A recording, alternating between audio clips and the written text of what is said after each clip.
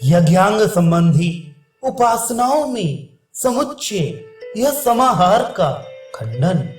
वेदांत दर्शन तीसरा अध्याय तीसरा पाठ 61वां सूत्र।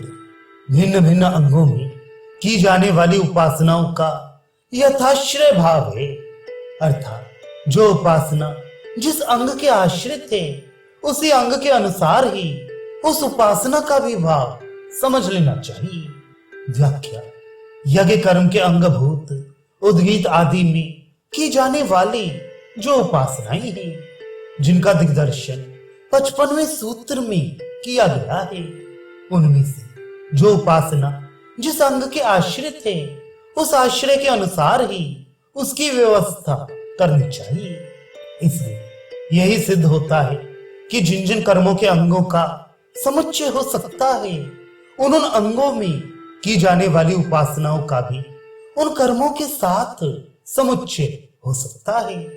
इसके सिवा 62वां सूत्र श्रुति के शासन से भी यही सिद्ध होता है। व्याख्या।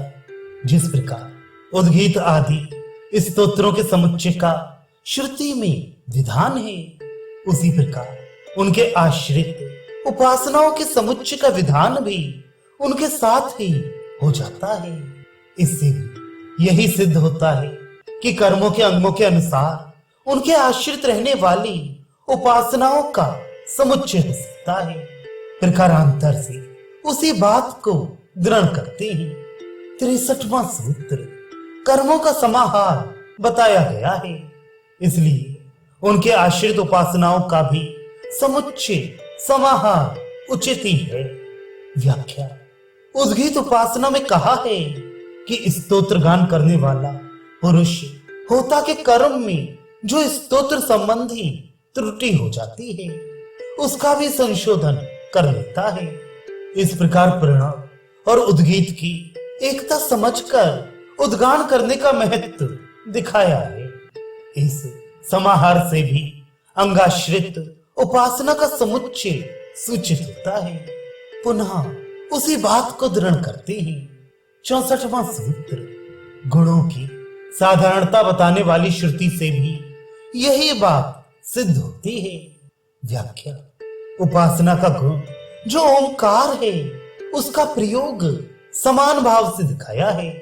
जैसे कहा है कि उस ओम अक्षर से ही ये त्रैविद्या तीनों वेदों से संबंध रखने वाली यज्ञ आदि कर्म संबंधी विद्या प्रवृत्त होती है। ओम ऐसा कहकर ही आश्रावण कर्म करता है। ओम ऐसा कहकर होता कथन करता है। ओम ऐसा कहकर ही उद्गाता स्तोत्र गान करता है। इसी प्रकार कर्मांग संबंधी गुण जो कि उद्गीत आदि हैं, उनका भी समान भाव से प्रयोग श्रुति में विहित है। इसलिए भी उपासनाओं का उनके आश्रयभूत कर्मांगों के साथ समुच्चय होना उचित सिद्ध होता है। इस प्रकार 4 सूत्रों द्वारा पूर्व पक्ष की उत्थापना करके अब 2 सूत्रों में उसका उत्तर देकर इस पाद की समाप्ति की जाती है। 65वां सूत्र किंतु उन्होंने उपासनाओं का समुच्चय बताने वाली श्रुति नहीं है, इसलिए उपासनाओं का समुच्चय सिद्ध नहीं हो सकता। व्याख्या। उन्होंने उपासनाओं की आश्रयभूत जो उद्गीत आदि अंग हैं, उन अंगों के समाहार की भांति उनके साथ उपासनाओं का समाहार बताने वाली कोई श्रुति नहीं है।